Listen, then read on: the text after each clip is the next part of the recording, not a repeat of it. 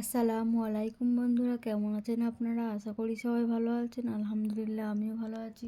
আবারও একটি নতুন ভিডিও নিয়ে আপনাদের সঙ্গে চলে এসেছি। মিজানুর রহমান আজহারী ওয়াজ। আপনারা যারা যারা মিজানুর রহমান আজহারী ওয়াজ শুনতে ভালোবাসেন তারা পুরো ভিডিওটা দেখে থাকবেন। আশা করি ভালো লাগবে। ভিডিওটি যদি ভালো লাগে একটি লাইক, কমেন্ট ও শেয়ার করবেন বন্ধুরা। চ্যানেলটি সাবস্ক্রাইব করে পাশে থাকবেন বন্ধুরা। ভালো থাকবেন। আমরা সেদিন আগেই গুনার স্বীকৃতি দিয়ে দেব।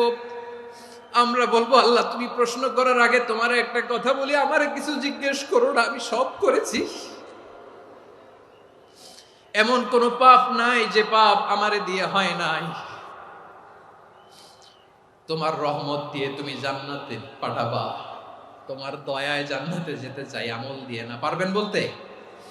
কিয়ামতের দিন আমরা বলবো, আল্লাহ আমার আমল দিয়ে জান্নাত চাই না, আমি তোমার দয়া দিয়ে জান্নাত চাই। তোমার দয়া ছাড়া আমার কোনো উপায় নাই। লিল্লাহে তাকবীর, নারায়ে তাকবীর, নারায়ে তাকবীর। মিজানুর রহমান আজহারী সাহেবের আগমন পটুয়াখালীর পক্ষ থেকে। প্রিয় পটুয়াখালীবাসী, আপনারা কেমন আছেন সবাই? আমি তো দেখলাম যে গতকালই এসে আপনারা বসেছিলেন। কষ্ট হয় নাই? সারাদিন খাওয়া দাওয়া করতে পেরেছিলেন তো? নামাজগুলো সময় মতো পড়তে পেরেছেন? মাশাআল্লাহ, মাশাআল্লাহ। আল্লাহ তাআলা কবুল করুক, আমরা পড়ি আমিন। আপনারা শুনেছেন যে প্রতিটি বিভাগে আমরা একটি করে প্রোগ্রাম দিচ্ছি, একবার করে সফর করছি। তারই ধারাবাহিকতায় বরিশাল বিভাগের এই প্রোগ্রাম আমাদের মাসুদ ভাইয়ের কারণে বাধ্য হয়ে আমাকে পটুয়াখালীতে দিতে হয়েছে। মাসুদ ভাই এমন ভাবে ধরেছেন, রিকোয়েস্ট করেছেন, সেটাকে ডিনাই করার, রিজেক্ট করে দেওয়ার সুযোগ আর হয়নি। আলহামদুলিল্লাহ। খুব চমৎকার একটি শহর, অসাধারণ একটি নগরী। আমি উপর থেকে দেখছিলাম, খুব গোছানো, খুবই গোছানো সুন্দর একটি শহর, আলহামদুলিল্লাহ। আর পাশেই আছে আপনাদের বিশাল সমুদ্র সৈকত, যেখান থেকে সূর্যোদয় সূর্যাস্ত একসাথে দেখা যায়, ঠিক কিনা বলেন? বরিশাল বিভাগের প্রতি আগে থেকেই আমার আলাদা একটা টান, দুটো কারণে।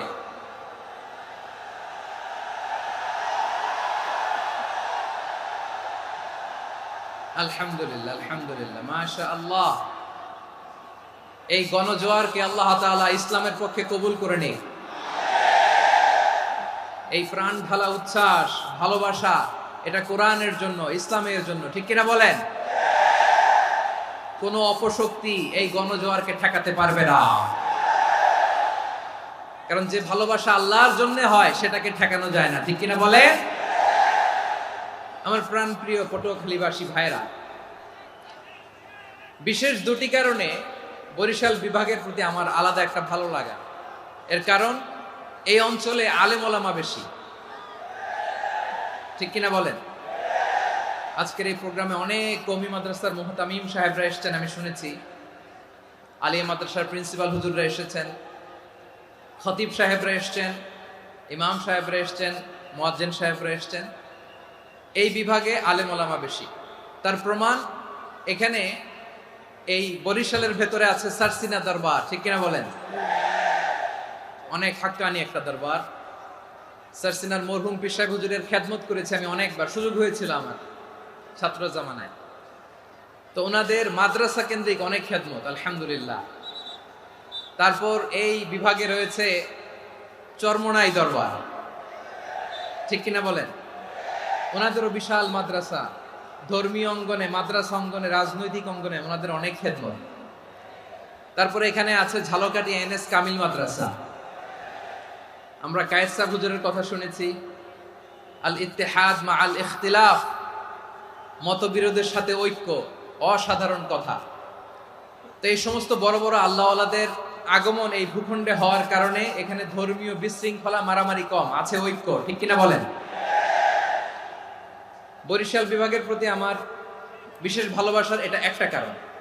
দুই নম্বর কারণ হচ্ছে, আমি ঢাকাতে যে মাদ্রাসায় পড়াশোনা করেছি, দারুন নাজাত সিদ্দিকিয়া কামিল মাদ্রাসা, আমার মাদ্রাসার শিক্ষক মন্ডলীর অধিকাংশ হচ্ছে এই বরিশালের, আলহামদুলিল্লাহ। আমাদের শ্রদ্ধেয় প্রিন্সিপাল হুজুর আখম আবু বকর সিদ্দিক হাফিজাহুল্লাহ ওয়া রাআহ, উনি এই এলাকার সহ পুরো দারুন নাজাত মাদ্রাসার অধিকাংশ আসাতাজা ইকরাম এই ভূখণ্ডের এই অঞ্চলের হওয়ার কারণে ছোটবেলা থেকেই বরিশালের প্রতি আমার একটি ভালোবাসা। তো আমি অন্তরের অন্তঃস্থল থেকে আবারও শুভেচ্ছা জানাতে চাই। আমি আমাদের অনেক ভাইদেরকে দেখতে পাচ্ছি, আপনারা বসার জায়গা পাননি, দাঁড়িয়ে আছেন এবং খুবই নিশ্চুপ, শান্ত, সুশৃঙ্খল। The people of Barishal, they are very smart, আলহামদুলিল্লাহ, মাশাআল্লাহ। এবং শ্রোতা যাদেরকে দেখতে পাচ্ছি বেশিরভাগের বয়স 15 থেকে 25। জেনজি, যেখানেই যাই জেনজি আমারে ছাড়ে না, মাশাআল্লাহ। এরাই আগামীর বাংলাদেশ, এরাই বাংলাদেশ। এদের হাতেই নিরাপদ আমার লাল সবুজের পতাকা, এদের হাতেই নিরাপদ আমার 56,000 বর্গ মাইলের প্রতিটি ইঞ্চি মাটি। এজন্য তোমাদেরকে সাবধান থাকতে হবে, সজাগ থাকতে হবে দেশের জন্য, এদেশের সার্বভৌমত্বের জন্য, ঠিক কিনা বলেন?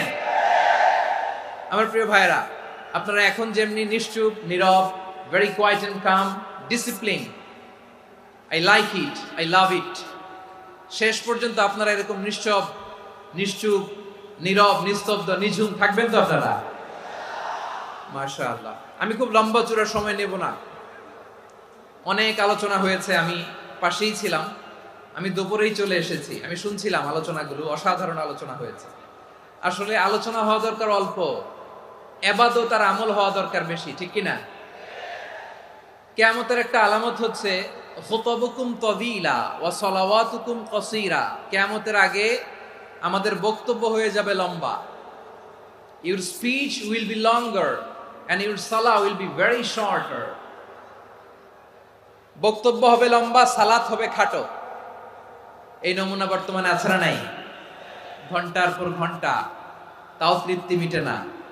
অনেক জায়গায় রাত পর্যন্ত, মিডনাইট পর্যন্ত, মধ্যরাত পর্যন্ত আলোচনা হয়, এটা ঠিক নয়। বক্তব্য হবে একেবারে gist, cream of the creams, একেবারে ক্রিম কথাটা আলোচক উপস্থাপন করবেন। হেদায়েত দেওয়ার মালিক কে? ইন্নাকা লা তাহদি মান আহবাবতা ওয়ালাকিন্নাল্লাহা ইয়াহদি মান ইয়াশা। নবী হে, আপনি চাইলেই কাউকে হেদায়েত দিতে পারবেন না, হেদায়েত দেওয়ার মালিক কে? প্রিয় ভাইরা, আমি শুরুতেই দেখতে চাই যে আপনারা বরিশাল বিভাগের কে কোন জেলা থেকে আসলেন, এটা একটু জেনে খোঁজখবর নিয়ে আমি আলোচনা শুরু করবো ইনশাআল্লাহ বিইذنিল্লাহ।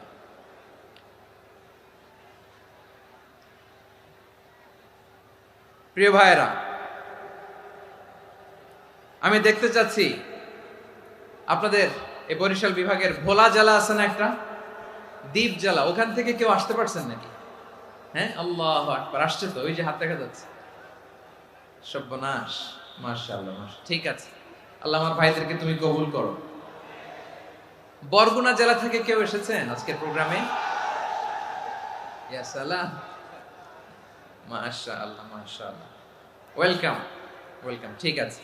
পিরোজপুর জেলার কেউ এসেছেন? পিরোজপুর জেলা থেকে মাশাআল্লাহ অনেক ভাইরা এসেছেন। ঝালকাঠি, মাশাআল্লাহ, ঝালকাঠির অনেক আসছে। তারপর বরিশাল জেলা থেকে কারা কারা এসেছেন? বরিশাল, মাশাআল্লাহ, তাবারাকাল্লাহ। এবার পটুয়াখালী জেলার কারা কারা দেখি? মাশাআল্লাহ, মাশাআল্লাহ, মাশাআল্লাহ। আল্লাহ তুমি কবুল করো, আল্লাহ তুমি কবুল করো। লিল্লাহি তাকবীর, লিল্লাহি তাকবীর, লিল্লাহি তাকবীর। হাত নামান। প্রিয় ভাইরা, আসুন আমরা কাল বিলম্ব না করে আজকের পটুয়াখালী জেলা শহরের, মাশাআল্লাহ, ওই যে লক্ষ্মীপুর থেকে আমাদের ভাই এসে প্লেকার্ড নিয়ে দাঁড়াইছে, ঠিক আছে, প্লেকার্ড দেখেছি, ফি আমানিল্লাহ। আচ্ছা, এই বরিশাল বিভাগের বাইরে থেকে কারা কারা আসছেন দেখি, কেউ আছেন কিনা? মাশাআল্লাহ, অনেক অনেক অনেক, মাশাআল্লাহ, আল্লাহ কবুল করুন, আল্লাহ কবুল করুন, ফি আমানিল্লাহ। চাঁদপুর, ঠিক আছে, ঠিক আছে, হ্যাঁ, ইলিশের বাড়ি, চাঁদপুর, ঠিক আছে, মাশাআল্লাহ। বসুন, বসুন। সম্মানিত ভাইরা, আসুন আমরা মূল আলোচনার দিকে চলে যাই। আজকে আমরা যে টপিকটা নিয়ে আলোচনা করব সেটা হচ্ছে আমরা যে জীবনে বিপদে পড়ি, আমরা বিপদে পড়লে আমাদেরকে উদ্ধার করে কে? আল্লাহ ছাড়া আমাদের বাঁচানোর কেউ আছে? উদ্ধার করার কেউ আছে? রক্ষা করার কেউ আছে? এজন্য বিপদে পড়লে আমরা চাইবো কার কাছে? আমাদের যাই দরকার হোক আমরা ফরিয়াদ করব কার কাছে? নাকি মাজারে যেয়ে চাবেন? মাজারে যেয়ে চাবেন?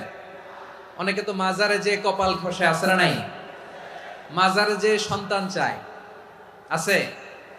এই এলাকায় নাই, এই এলাকার লোকদের আকীদা খালেস আমি জানি। মাজারে যেয়ে কপাল ঘষে আর সন্তান চায়। আচ্ছা, মাজারে গেলে সন্তান পাওয়া যায়?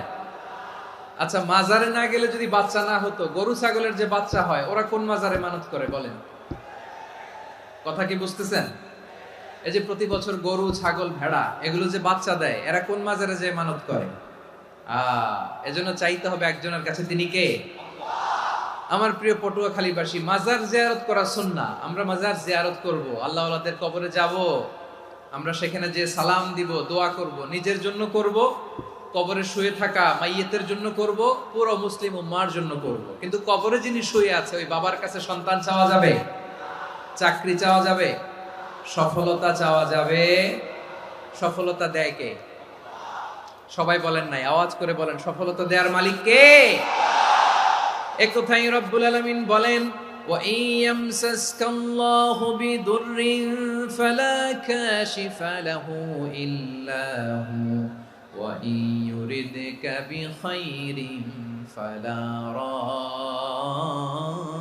রাদ্দা লিফাদলি ইউসিবু বিহি মান ইয়াশাউ মিন ইবাদিহি ওয়া হুয়াল গফুরুর রহিম। আল্লাহু আকবার। আল্লাহ বললেন, ওয়া ইয়ামসাসকাল্লাহু বিদুররিন ফালা কাশিফা লাহু ইল্লা হু। আল্লাহ যদি তোমাকে কোনো বিপদ স্পর্শ করায়, আল্লাহ যদি তোমারে কোনো বিপদে ফেলে দেয়, ওই বিপদ থেকে উদ্ধার করার তিনি ছাড়া আর কেউ নাই। জোরে বলেন ঠিক কিনা? তিনি যদি কোনো বিপদে ফেলেন, তিনি ছাড়া বিপদ থেকে উদ্ধার করার কেউ নাই। আর তিনি যদি তোমার প্রতি কোনো অনুগ্রহ করতে চান, ওই অনুগ্রহ ঠেকিয়ে দেওয়ার ক্ষমতাও কারো নাই। আল্লাহ যদি আপনার সফলতা দিতে চায়, পৃথিবীর কোন শক্তি ওই সফলতাকে থামাতে পারে? এজন্য আল্লাহ বললেন, খবরদার, চিন্তা আকীদা খালিস করে নাও। ওয়া ইয়ামসাসকাল্লাহু বিদুররিন ফালা কাশিফা লাহু ইল্লা হু। আল্লাহ বিপদে ফেললে বিপদ থেকে উদ্ধার করার কেউ থাকে না। আর আল্লাহ যদি তোমার প্রতি দয়া দেখাতে চান, অনুগ্রহ করতে চান, ওই অনুগ্রহকে প্রতিরোধ করার মতো ক্ষমতা কারো নাই। তিনি তার বান্দাদের মধ্য থেকে যাকে ইচ্ছা তাকে দেন, যত ইচ্ছা তত দেন। তিনি ক্ষমাশীল, তিনি মেহেরবান। সুবহানাল্লাহ। তিনি ক্ষমাশীল, তিনি মেহেরবান। তাহলে এই আয়াত থেকে আমরা বুঝতে পারলাম, আমরা যদি বিপদে পড়ি আমাদেরকে কেউ বাঁচাতে পারে না। আমার বাবা আমারে বাঁচাতে পারে? হ্যাঁ? আমার মা আমাকে বাঁচাতে পারে? আমার বন্ধু আমারে বাঁচাতে পারে?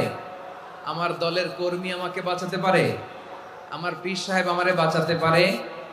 আমার পটুয়াখালীর ভাইয়েরা খেয়াল রাখবেন, বাঁচাতে পারে এক মহান সত্তা, উদ্ধার করতে পারে এক মহান সত্তা। চিৎকার করে বলুন, তিনি কে?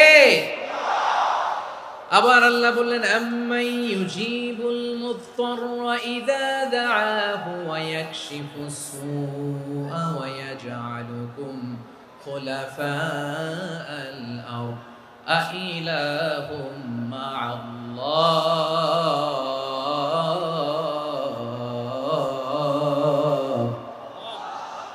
ক্বালিলাম মা তাযাক্কারুন। রব্বুল আলামিন বলেন, বিপদে পড়ে কাতর কণ্ঠে চিন্তাগ্রস্ত হয়ে যখন কেউ ফরিয়াদি হয়ে আল্লাহর ডাকে হাত তোলে, তখন এই ব্যক্তির ডাকে সাড়া দেয় কে? সবাই বলুন। কাতর কণ্ঠে, বিপন্ন অবস্থায় আপনি যখন কেঁদে কেঁদে হাত তুলে আপনার দুঃখের কথা জানান, আপনি যখন ডাকেন তারে, তখন আপনার ডাকে সাড়া দেয় কে? আল্লাহ বলে, আমি সাড়া দেই। তোমাদের বিপদকে মুক্ত করে দেয় কে? ওই আল্লাহর সাথে কোন উপাস্য আছে নাকি? কিন্তু খুব অল্প সংখ্যক লোকই তোমরা উপদেশ গ্রহণ করো। কথাটা কার? তাহলে বিপন্ন মানবতা যখন কাঁদে, মানুষ যখন বিপদে পড়ে নিরুপায় হয়ে ফরিয়াদ করে, তার ডাক শোনার কেউ নাই একজন ছাড়া। চিল্লায় বলেন তো তিনি কে? এজন্য আমরা ফরিয়াদের হাত কার দিকে তুলব? প্রিয় পটুয়াখালী বলেন, ফরিয়াদের দুটো হাত আমরা কার দিকে তুলব? এবং খেয়াল রাখতে হবে, মাথার সাথে সেট করে নিতে হবে, আল্লাহ ছাড়া আমাকে উদ্ধার করার কেউ নাই। এই পৃথিবীতে কেউ আপন না। প্রিয় ভাইরা, বিপদে পড়লে বোঝা যায় কেউ আপন না। আপন শুধু একজন মহান সত্তা, তিনি কে? এটা কি আপনারা খেয়াল রাখতে পারবেন? হ্যাঁ, বিপদে আপদে কেউ আমাদের বাঁচাতে পারে না, তরাতে পারে না, মুক্তি দিতে পারে না, উদ্ধার করতে পারে না, একমাত্র আমার প্রভু ছাড়া, আল্লাহ ছাড়া। চিল্লায় বলেন ঠিক কিনা? এবং প্রিয় পটুয়াখালীর ভাইয়েরা, মাথার সাথে এটা সেট করে নিতে হবে যে আমাদের পুরো জীবনটাই পরীক্ষা। পুরো জীবনটাই কি? The life is a test. পুরো জীবনটাই পরীক্ষা। এই জীবনে বিপদ আসবে, আপদ আসবে, পরীক্ষা আসবে, সবার জীবনে এটা থাকে। এক একজনের পরীক্ষা এক এক রকম। আমার পরীক্ষা একরকম, মাসুদ ভাইয়ের পরীক্ষা একরকম, চৌধুরী সাহেবের পরীক্ষা একরকম, আপনার পরীক্ষা একরকম, ওনার পরীক্ষা আবার আরেক রকম। পুরো পৃথিবীটাই পরীক্ষা ক্ষেত্র, সবাই পরীক্ষা দিচ্ছি, কিন্তু কারো পরীক্ষা প্রশ্নের সাথে কারোটার মিল নাই। সুবহানাল্লাহ পড়বেন না? পুরোটাই পরীক্ষা ক্ষেত্র, সবাই পরীক্ষার্থী, কিন্তু প্রশ্নপত্র একটার সাথে আরেকটা মিলে না। One doesn't match the other. একজনেরটার সাথে আরেকজনেরটা মিলে না। কাউকে আল্লাহ তাআলা ধনী বানিয়ে পরীক্ষা করেন। কি বানিয়ে? কথা কি বুঝতেছেন নাকি কষ্ট হচ্ছে? কষ্ট হচ্ছে আপনাদের? কাউকে আল্লাহ ধনী বানিয়ে পরীক্ষা করেন, আবার কাউকে আল্লাহ তাআলা গরিব বানিয়ে পরীক্ষা করেন, কাউকে আল্লাহ অসুস্থ বানিয়ে পরীক্ষা করেন। কেউ দেখবেন যে দুরারোগ্য ব্যাধিতে আক্রান্ত, ডাক্তার বলেছে আর সময় নাই, দুরারোগ্য ব্যাধি, ক্যান্সার, যার নেই কোনো অ্যান্সার, তার জন্য পরীক্ষা হচ্ছে এই রোগ। আরেক লোক দেখবেন তার আবার রোগ বালাই নাই, মাশাআল্লাহ, তাকে আল্লাহ তাআলা আর্থিক দৈন্যতা, দারিদ্রতা দিয়ে পরীক্ষা করছেন। এরকম আছে না নাই? টাকা পয়সা নাই, দিন আনে দিন খায়, যা আছে তাতে চলে না, এটা তার জন্য পরীক্ষা। আবার আরেক শ্রেণীর লোক দেখবেন তাকে আল্লাহ অসুস্থতাও দেয় নাই, দারিদ্রতাও দেয় নাই, তার দাম্পত্য জীবনের সমস্যা আছে না নাই? স্ত্রী কথা শোনে না, অথবা ছেলে মেয়ে কথা শোনে না। তাহলে পরীক্ষা সবার জীবনে আছে, এক একজনের পরীক্ষাটা এক এক রকম। আল্লাহ তাআলা দেখতে চায় যে এই পরীক্ষার সময় আমরা কিরকম রেসপন্স করি, how to deal with the test, কিভাবে এই বিপদ আপদ পরীক্ষাগুলোকে আমরা হ্যান্ডেল করব, ডিল করব। এটা হচ্ছে আজকের আলোচনার বিষয়। বুঝতে পেরেছেন সবাই আমার প্রিয় ভাইয়েরা? তাহলে পরীক্ষাময় আমাদের জীবন, বিপদ আপদ পরীক্ষা, এটা মানুষের পিছু ছাড়ে না। সবার জীবনে পরীক্ষা আছে। নবীদের জীবনেও পরীক্ষা ছিল। সাহাবারা জিজ্ঞেস করেছেন, ইয়া রাসূলুল্লাহ, আইয়ুন নাসি আশাদ্দু বালাআন ফিদ দুনিয়া, এই দুনিয়ার বুকে কাদের পরীক্ষা সবচেয়ে বেশি? বিশ্বনবী বলেছেন, আল আম্বিয়া। এই পৃথিবীতে সবচেয়ে বেশি পরীক্ষা আল্লাহ তাআলা নিয়ে থাকেন নবীদের। কাদের? নবীদের। সুম্মাল আমসাল ফাল আমসাল, এরপরে নবীদের পরের স্তরে যারা, তাদের পরীক্ষা।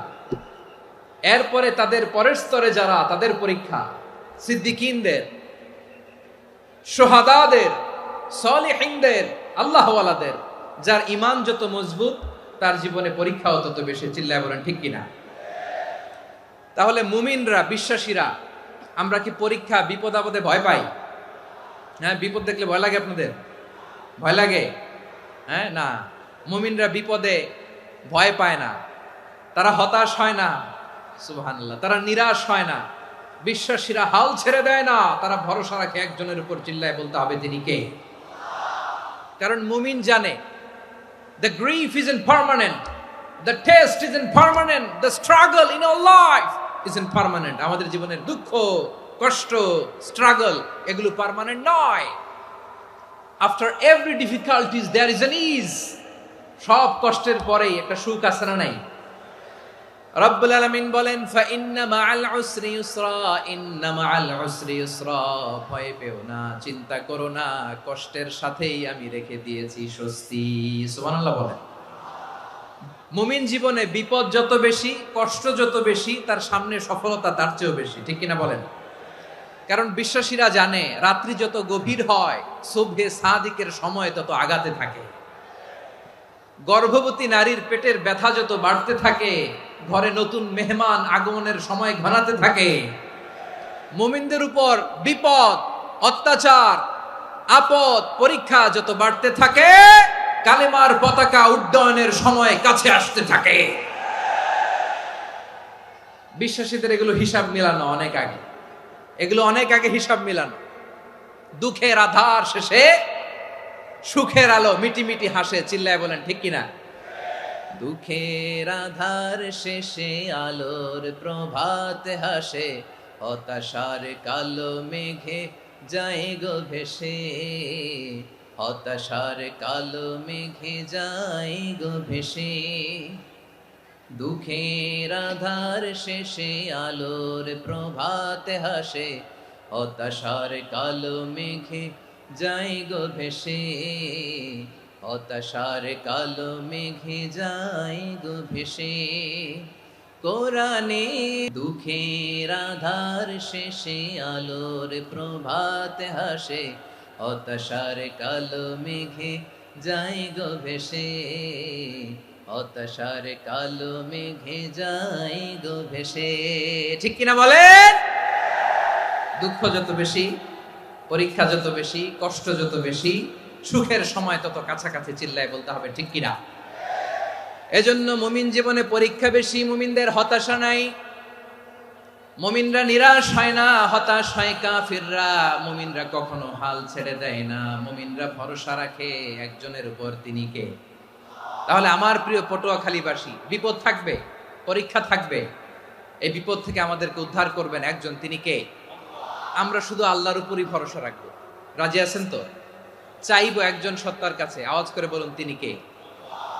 একজন সত্তার কাছে চাইবে। বিশ্বনবী ওনার চাচাতো ভাই আব্দুল্লাহ ইবনে আব্বাস রাদিয়াল্লাহু তাআলা আনহুকে বললেন, ইয়া আব্দুল্লাহ ইবনুল আব্বাস, হে আব্দুল্লাহ ইবনে আব্বাস, ইদা সাআলতা ফাসআলিল্লাহ, যখন চাইবে আল্লাহর কাছে যাও।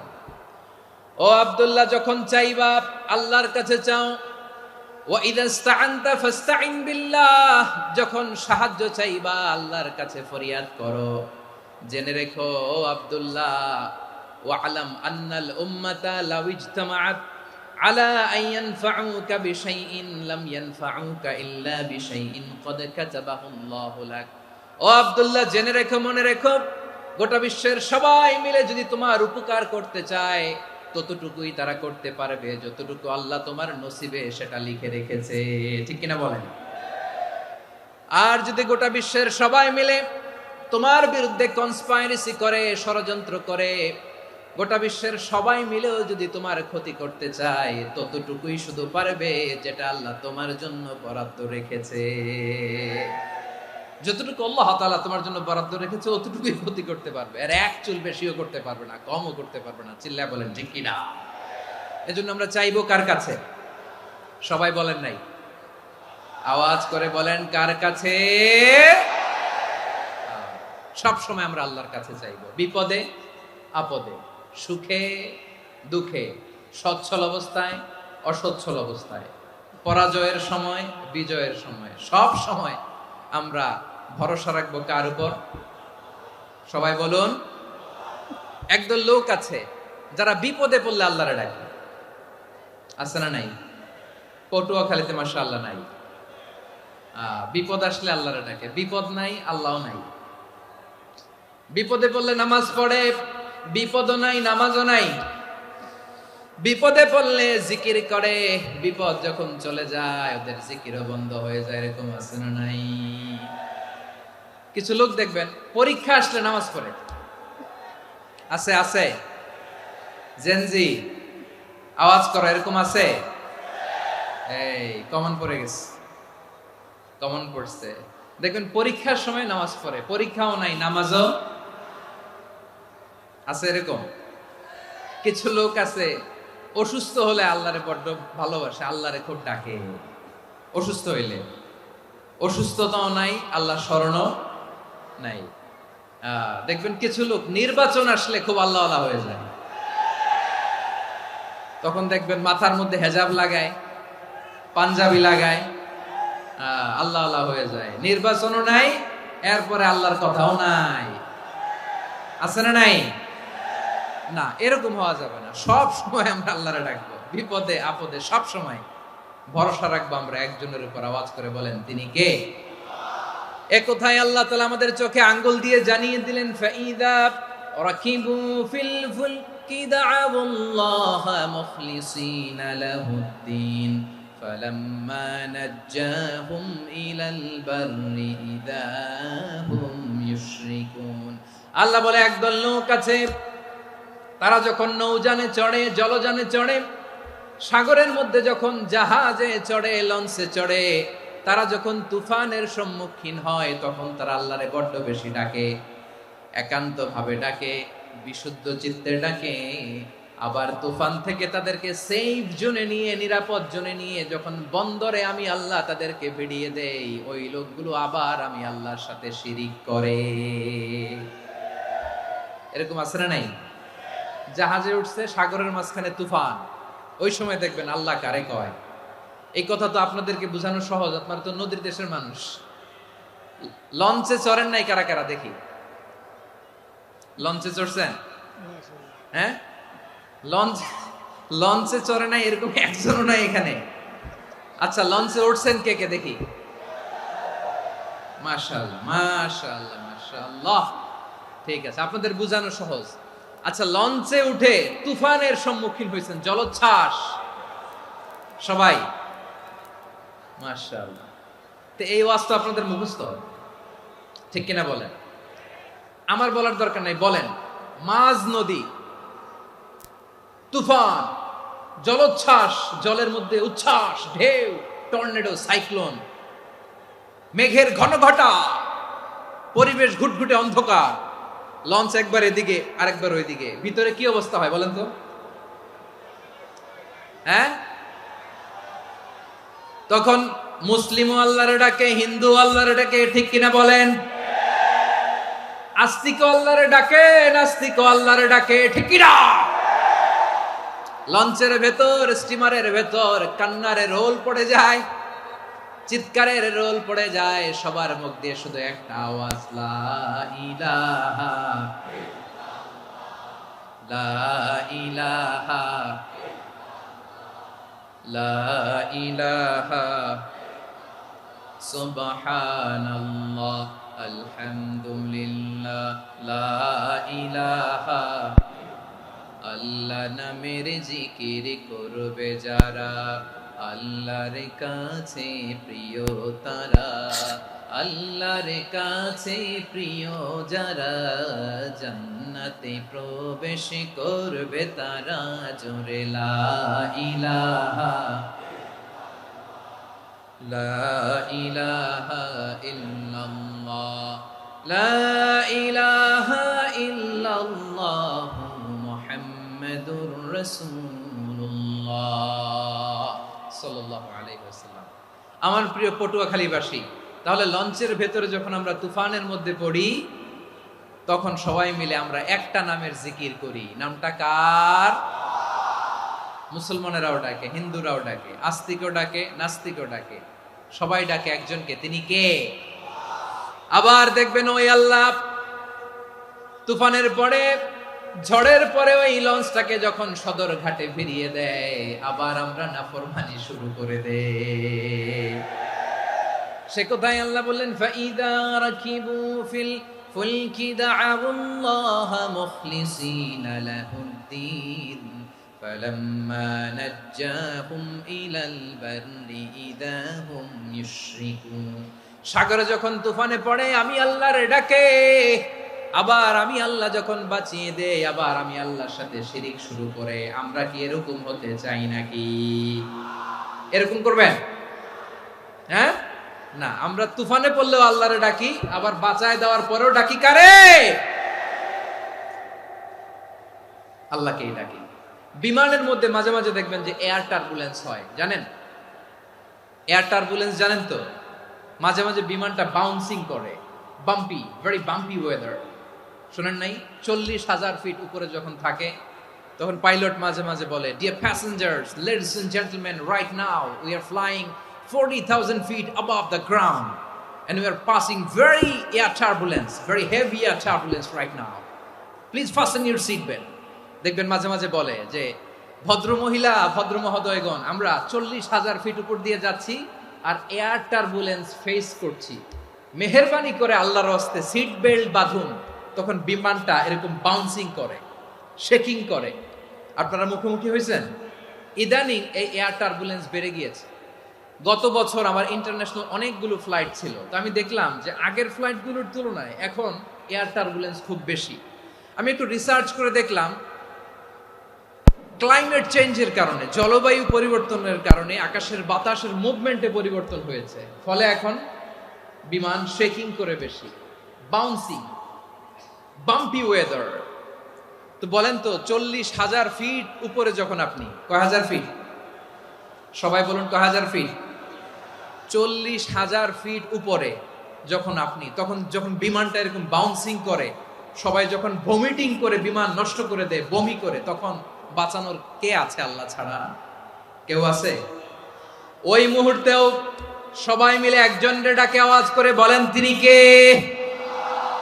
মাঝে মাঝে কিছু সোশ্যাল মিডিয়ায় কিছু ভিডিও পাওয়া যায় যে হেভি যখন এয়ার টার্বুলেন্স হয় 10 সেকেন্ড 15 সেকেন্ডের কিছু ভিডিও পাওয়া যায়, বিমানটা এরকম বাউন্সিং করছে, বাম্পি ওয়েদার, কাঁপছে, মানুষগুলো বমি করছে, অক্সিজেন মাসগুলো সব ঝুলে পড়েছে, বিমানটা শুধু কাঁপছে। তখন দেখবেন বিমানের ভেতরেও এরকম লঞ্চের মতো চিৎকার আছে না নাই? বিমানের ভেতরেও তখন চিৎকার। গত বছর হিথ্রো এয়ারপোর্ট থেকে সিঙ্গাপুর এয়ারলাইন্সের একটা ফ্লাইট, হিথ্রো টু চাঙ্গি, একটা ফ্লাইটে এমন বেশি এয়ার টার্বুলেন্সের শিকার হয়েছিল ওই এয়ারক্রাফটটা, 33 জন যাত্রী সেখানে আহত হয়েছে, একজন যাত্রী নিহত হয়েছে। কেবিন ক্রুজ, এয়ার হোস্টেস যারা আছে, একজনের নাক ফেটে, চোখ ফেটে, কপাল ফেটে, ব্লিডিং হয়ে শয়লা। প্রিয় ভাইরা, 40,000 ফিট উপরে বিমানটা যখন কাঁপবে, তখন আমাদেরকে আল্লাহ ছাড়া আর কেউ বাঁচানোর আছে? এত আসতে বললে হবে? ওই কঠিন মুহূর্তে আমার বাবা আমারে বাঁচাতে পারে, আমার বন্ধু আমারে বাঁচাতে পারে। এই গ্রাউন্ডে, জমিনের বুকে আমার প্রোটোকল, আমার ক্ষমতা, আমার দাম্ভিকতা, কোনো কিছু আমারে বাঁচাতে পারে একজন ছাড়া। চিল্লায় বলতে হবে তিনি কে? সে আল্লাহ বললেন, গোলাম আমি বিপদের সময় ঠিকই তোমাদের বাঁচিয়ে দেই।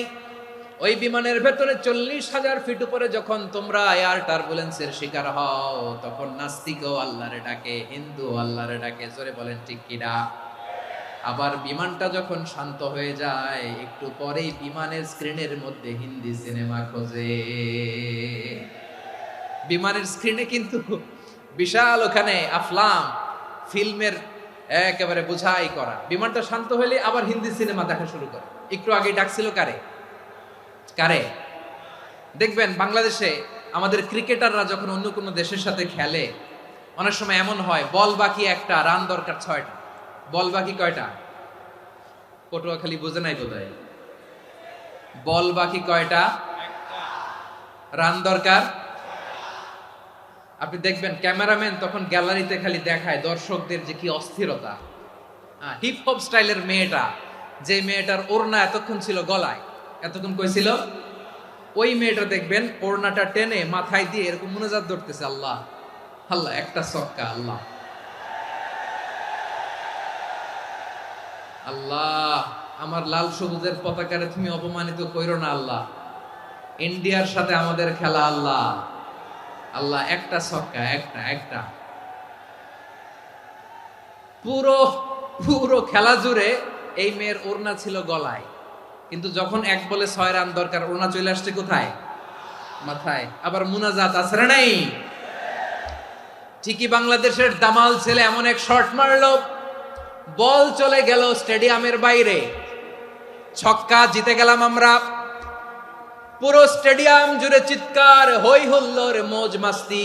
যেই মেয়েটা মাথার মধ্যে ওড়না দিয়ে এতক্ষণ সুবহানাল্লাহ সুবহানাল্লাহ বলে আল্লাহর কাছে দোয়া করেছে, ওই মেয়ে এখন আবার ওড়না ফেলে দিয়ে নাচা শুরু করে দিয়েছে। তাহলে আল্লাহর ভয়, আল্লাহর প্রতি আস্থা, বিশ্বাস, ভালোবাসা, এটা কি ক্ষণিকের জন্য? মানে আমার যখন লাগবে তখন আল্লাহর ইউজ করবো নাকি? হ্যাঁ, বিপদে আপদে, সুখের সময় দুঃখের সময়, সচ্ছল অসচ্ছল অবস্থায় বিশ্বাসীরা ভরসা রাখে একজনের উপর। চিৎকার করে বলো পটুয়াখালী তিনি কে? সে আল্লাহ বললেন, গোলাম মনে করো না জাহাজ থেকে সদরঘাটে ভিড়িয়ে দিলাম তুমি নিরাপদ হয়ে গেছো, মনে করো না 40,000 ফিট থেকে সেফ ল্যান্ডিং এর পরে এয়ারপোর্টে নেমে গেলেই তুমি নিরাপদ হয়ে গেছো। ও মিয়া, বিপদ কি শুধু সাগরে আর আকাশে? ঘরের ভেতরও বিপদ আসতে পারে কি পারে না? এজন্য সূরা মুলক আল্লাহ বললেন, আমিনতুম মান ফিস সামাই আন ইয়াখসিফা বিকুমুল আরদা ফাইদা হিয়া তামুর। তোমরা কি ভাবছো তোমরা নিরাপদ? সাগরের মধ্যে তুফান, আল্লাহ আল্লাহ ডাকলাম, সদরঘাটে যেয়ে পড়ছি, বাইসে গেছেন তো আপনি। আর পাবে আপনারে আল্লাহ? আল্লাহরা তো সাগরের মাঝখানে তো আল্লাহ আপনারে পাইছিল, আর তো পাবে না। আর পাবে আপনারে? আর আল্লাহ ধরতে পারবে আপনারে? ঘরের ভেতরও বিপদ দিয়ে আটকাতে পারে কে? 5 স্টার 7 স্টার হোটেলের ভেতরও আমাকে বিপদের মধ্যে ফেলে দিতে পারেন কে? আল্লাহ বললেন, তোমরা কি ভেবেছো তোমরা নিরাপদ? আমি চাইলে ল্যান্ডস্লাইডস, ভূমি ধস দিয়ে 1 লক্ষ এক মুহূর্তে নিয়ে যেতে পারি। এক সুনামি দিয়ে থাপ্পড় মেরে 3 লক্ষ সাগরের ভেতরে ঢুকায় দিতে পারি। 1 সেকেন্ডও লাগে না আমার। أم أمنتم من في السماء أن يرسل عليكم حاصبا فستعلمون كيف نذير। আল্লাহ চাইলে আকাশ থেকে পাথর বৃষ্টি নাজিল করতে পারেন কি পারেন না? এই মুহূর্তে এখানে ভূমিকম্প দিতে পারেন কি পারেন না? আচ্ছা, ভূমিকম্প যখন হয় আমাদের কারো হুঁশ থাকে? আপনি মনে করছেন আমরা সাধারণ মানুষ, আমরা দৌড় দেই, আর প্রেসিডেন্ট প্রধানমন্ত্রী ওনারা বুঝি খাটে শুয়ে থাকে? কথা বুঝে নাই বোধহয়। ভূমিকম্প, আর্থকোয়েক যদি হয়, বাঁচার জন্য আমরা কি করি? হয় খাটের তলায়, ডাইনিং টেবিলের নিচে, উপরে শক্ত কিছু আছে এটার নিচে, অথবা ঘর থুইয়া দেও দৌড়। তো প্রধানমন্ত্রী উনি কি করে? প্রেসিডেন্ট উনি কি করে? হ্যাঁ, উনি খাটের মধ্যে যে শুয়ে থাকে নাকি? উনিও দৌড়, সাধারণ মানুষও দৌড়, প্রধানমন্ত্রীও দৌড়, বাড়িওয়ালাও দৌড়, ভাড়াটিয়াও দৌড়, সবাই দৌড়। নাকি ভাড়াটিয়ারা বাড়ি থুইয়া দৌড়, বাড়িওয়ালারা আর বেরোয় না? এরকম না। তাহলে যে কোনো মুহূর্তে ভূমিকম্প দিয়ে নাস্তানাবুদ করতে পারে কে? আমার প্রিয় ভাইয়েরা, আমরা নিরাপদ নই, আমরা তার দয়ায় বেঁচে আছি। কার দয়ায়? এজন্য আল্লাহ বললেন, গোলাম যে কোনো মুহূর্তে বিপদ দিয়ে তোমাদেরকে নাস্তানাবুদ করতে পারি। বিশ্বাসী বলে যদি নিজেকে দাবি করো, সব সময় ডাকতে হবে একজন সত্তাকে। বলেন তিনি কে? এই কথা ক্লিয়ার? এই সবগুলো উদাহরণ শেষে সবার কাছে ক্লিয়ার হয়েছে না যে বিপদ থেকে, আপদ থেকে, পরীক্ষা থেকে, ক্যালামিটি থেকে আমাদেরকে কেউ বাঁচাতে পারে না একজন সত্তা ছাড়া। আবারও বলেন তো তিনি কে? ক্লিয়ার? হ্যাঁ, সবাই বুঝতে পারছেন? আচ্ছা, এবার আমরা দেখি বিষ্ণু ঈসা ইসলামের জীবনে বিপদ আপদ ছিল কিনা। উনি বিপদ আসলে কিভাবে ডিল করতেন, বিপদ আসলে কোন দোয়া পড়তে হয়, কিভাবে ফরিয়াদের হাত উত্তোলন করতে হয়, কিভাবে রবের দরবারে নতজানু হয়ে ফরিয়াদ করতে হয়, এটা জানার দরকার আছে না নাই? আসুন আমরা বিষ্ণুনবীর জীবনী থেকে দেখি বিপদ আসলে উনি কি করতেন। বিপদ আসলেই প্রথমে বিষ্ণু ঈসা ইসলাম একটা দোয়া পড়তেন। কি পড়তেন? তিনি পড়তেন, ইন্না লিল্লাহি ওয়া ইন্না ইলাইহি রাজিউন। নিশ্চয় আমরা আল্লাহর জন্য, নিশ্চয় আমরা কার দিকে ফিরবো ভাই? আবার কার দিকে ফিরবো? আওয়াজ করে বলুন তো, আমরা এসেছি কার কাছ থেকে, আবারও ফিরে যাব কার কাছে? এজন্য বিষ্ণুই পড়ছেন, ইন্না লিল্লাহি ওয়া ইন্না ইলাইহি রাজিউন। নিশ্চয় আল্লাহর জন্য, ওই আল্লাহর দিকেই আমরা ফিরে যাব। তারপরে বিশ্বনবী পড়তেন, আল্লাহুম্মা আজুরনি ফি মুসিবাতি ওয়াখলুফ লি খায়রাম মিনহা। একসাথে প্রথমে পড়তেন ইন্না লিল্লাহি ওয়া ইন্না ইলাইহি রাজিউন, তারপর পড়তেন আল্লাহুম্মা আজুরনি ফি মুসিবাতি ওয়াখলুফ লি খায়রাম মিনহা। মানে আল্লাহ, এই যে আমি বিপদে ধৈর্য ধারণ করলাম, এটার সব তুমি আমারে দাও, আর যেটা হারালাম এর চেয়ে ভালো কিছু দিয়ে মেকআপ করে দিও, ভালো কিছু দিয়ে বদল করে দিও। সুবহানাল্লাহ পড়েন। তাহলে বিপদ আসলে আমরা কি পড়ব? কথা বলেন। এই যে আমি শুয়েছিলাম, নাশিদ গাচ্ছিল ওরা, এদেশে পরস্পরে দেখা হলে দেয় সালাম, এদেশে আমজনতার হৃদয় জুড়ে পাকালাম, এদেশে বিপদ এলে সর্বজনে সর্বক্ষণে দোয়া পড়ে ইন্না লিল্লাহি। কি পড়ে? সুবহানাল্লাহ সুবহানাল্লাহ সুবহানাল্লাহ সুবহানাল্লাহ। এদেশে আজান শুনে সূর্য ওঠে শহর গ্রামে, এদেশে আজান শুনে সূর্য ডুবে সন্ধ্যা নামে, এদেশে সকল কাজে সবাই বলে বিসমিল্লাহ, এদেশে ভালো কিছু দেখে শুনে হাসি মুখে সবাই বলে মাশা আল্লাহ। সুবহানাল্লাহ পড়েন। তাহলে বিপদ এলে আমরা কি পড়ি? কথা বুঝলে সবাই উত্তর দিতে হবে। বিপদ এলে কি পড়ি? তাহলে বিপদ এলেই আমরা এখন থেকে ইন্না লিল্লাহ পড়বো, নাকি হাই হুতাশ করবেন? একদল আছে হাই হুতাশ করে, হায় আল্লাহ রে মোর কি হইল রে, মুই কি হরমু রে, মুই কমবে জামু রে, আছে না নাই? এরকম বিলাপ করতে নিষেধ করেছেন বিশ্বনবী। কি করব, কই যাব, কি হবে, হায় হায়, এরকম হাহুতাশ আছে না নাই? বিশ্বাসীরা হাহুতাশ করে না, তারা ইন্না লিল্লাহ পড়ে। কি পড়ে মনে থাকবে? আমরা পড়বো ইন্না লিল্লাহি ওয়া ইন্না ইলাইহি রাজিউন। নিশ্চয়ই আমরা আল্লাহর জন্য, আমরা আল্লাহর দিকেই ফিরে যাব। এরপর পড়বো আল্লাহুম্মা আজুরনি ফি মুসিবাতি ওয়া আখলুফ লি খায়রাম মিনহা। আল্লাহ, আমি যে বিপদে ধৈর্য ধারণ করলাম এটার সওয়াব দিও, আর যা হারালাম তার চেয়ে ভালো কিছু দিয়ে বদল করে দিও। সুবহানাল্লাহ পড়েন। বিশ্বনবীর হাদিস শুনলেন উম্মে সালামা রাদিয়াল্লাহু তাআলা আনহা। ওনার স্বামী হলো আবু সালামা। মজার ঘটনা খেয়াল করে শুনেন আমার প্রিয় কলিজার টুকরা ভাইয়েরা। কানগুলো খরগোশের কানের মতো খাড়া করে আমার দিকে তাকান। সাইয়্যিদাতুনা উম্মে সালামা রাদিয়াল্লাহু তাআলা আনহা, ওনার স্বামীর নাম আবু সালামা। শ্রেষ্ঠ দম্পতি, শ্রেষ্ঠ ফ্যামিলি। প্রথমে হিজরত করেছিলেন হাবাসায়, পরে হিজরত করেছেন মদিনায়। উহুদ যুদ্ধের পরে ওনার স্বামী আবু সালামা ইন্তেকাল করলো, শহীদ হলো। সুবহানাল্লাহ পড়েন। যখন আবু সালামা ইন্তেকাল করলো, উম্মে সালামা রাদিয়াল্লাহু তাআলা আনহা কেঁদে কেঁদে হয়রান। আর নবীর শিখানো বাণী অনুযায়ী তিনি বারবার পড়ছিলেন ইন্না লিল্লাহ। কি পড়ছিলেন? মুই কই জামু, কি হরমু, এগুলো বলে নাই।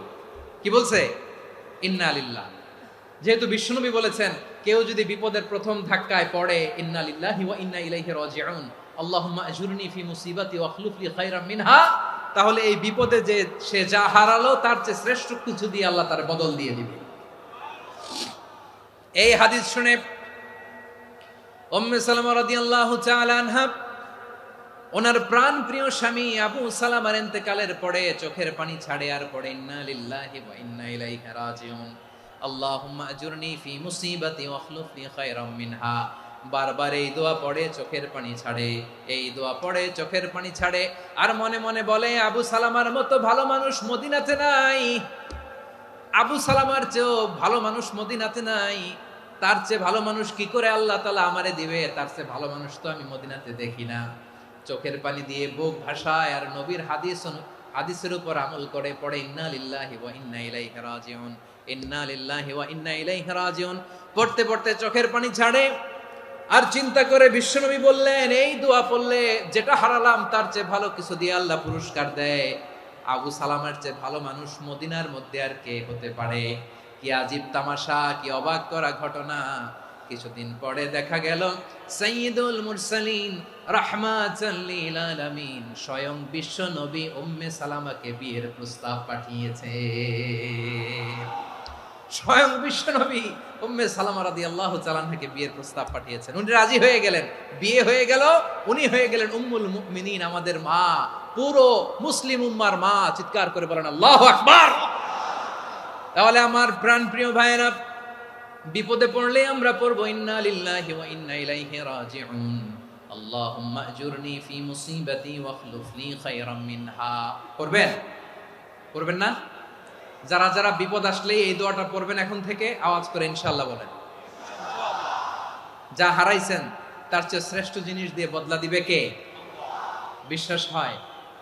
একটু সন্দেহ লাগে মনে হয়, একটু সন্দেহ আছে? যাদের বিশ্বাস হবে তাদেরকে আল্লাহ উত্তম বদলা দিবে, ঠিক কিনা বলেন?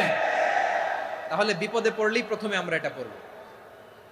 দোয়াগুলো যদি এখন মুখস্থ না হয়, এই যে রেকর্ডিং হচ্ছে, পেয়ে যাবেন, কালকেই পেয়ে যাবেন। শুনে শুনে মুখস্থ করবেন। আমার মায়েরা, আমার বোনেরা, আপনাদের জন্য 3টি মাঠের অ্যারেঞ্জমেন্ট করা হয়েছে, আমি জানি।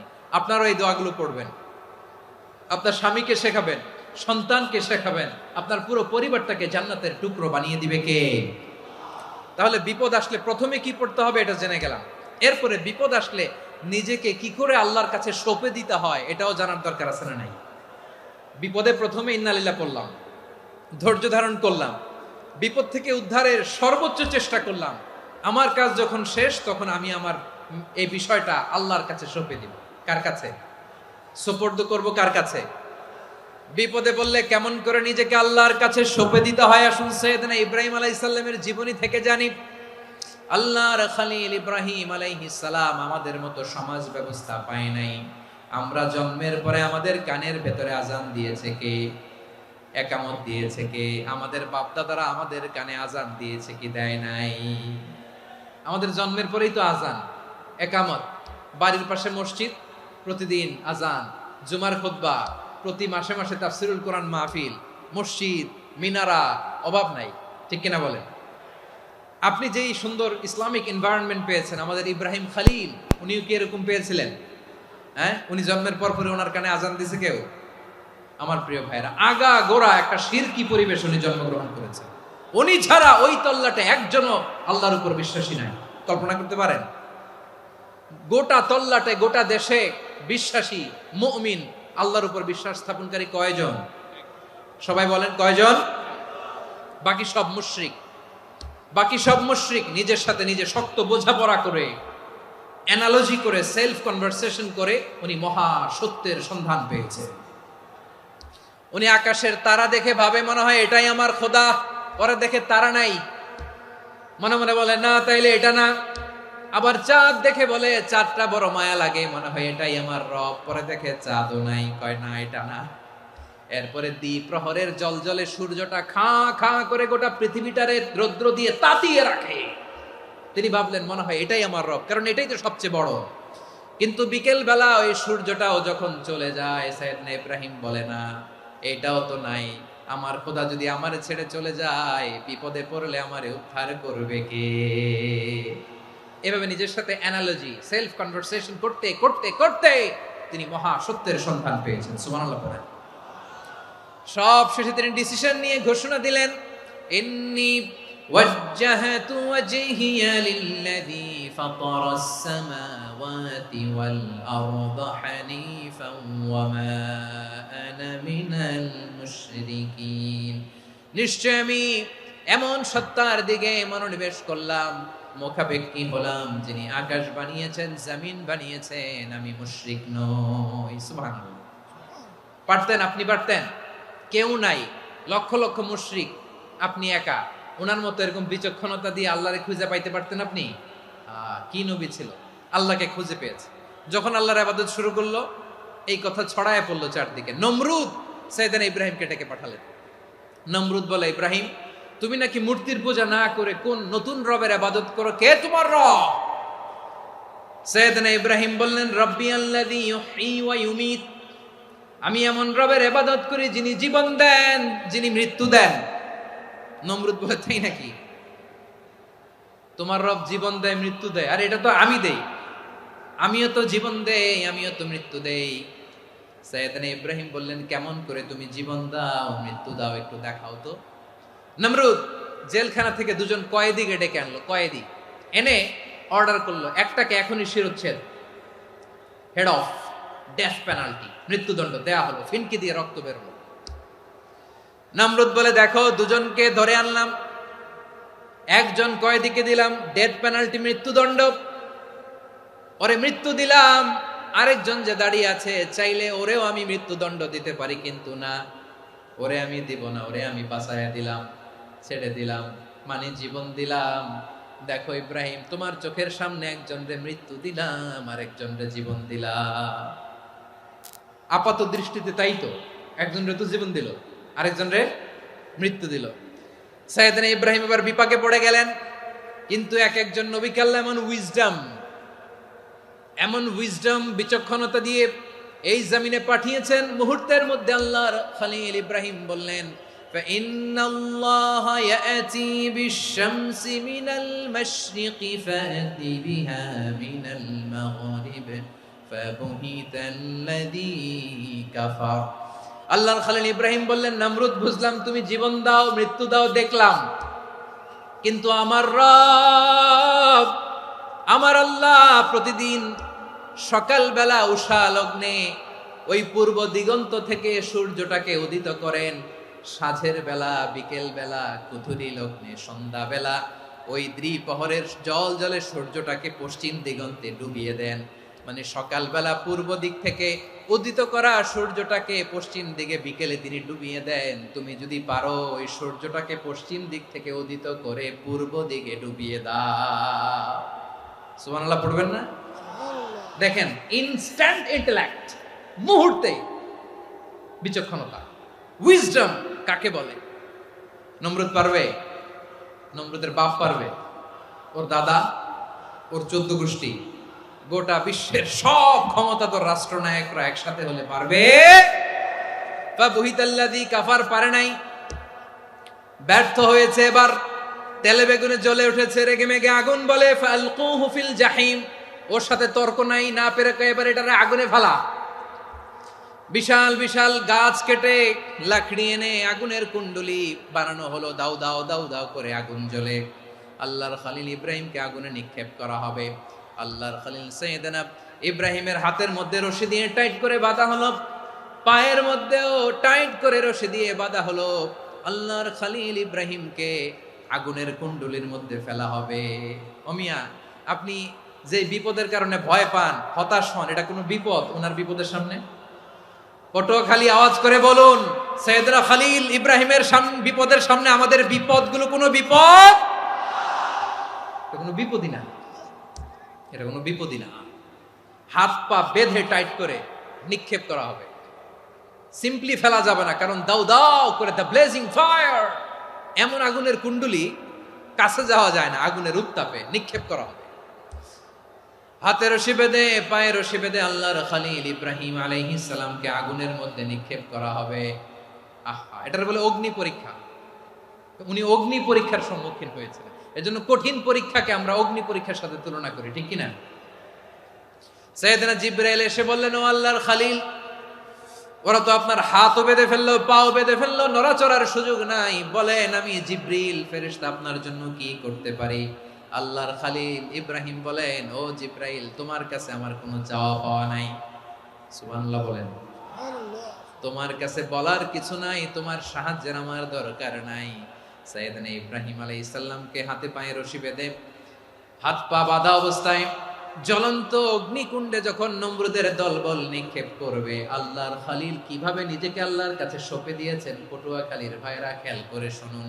হাত পা বেঁধে আল্লাহর খলিলকে যখন নিক্ষেপ করা হবে, তিনি মুখ ফুটে বলে ফেললেন, হাসবুনাল্লাহু ওয়া নি'মাল ওয়াকিল।